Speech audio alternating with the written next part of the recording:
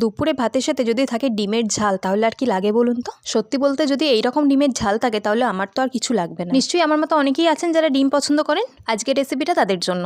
প্রথমেই একটা বাটিতে ডিম ফাটিয়ে নিয়েছি, তাতে অল্প একটু নুন দিয়ে ডিমটাকে ভালো করে ফেটিয়ে নিয়ে কড়াইতে তেল দিয়ে ডিমগুলোকে ভেজে নেব।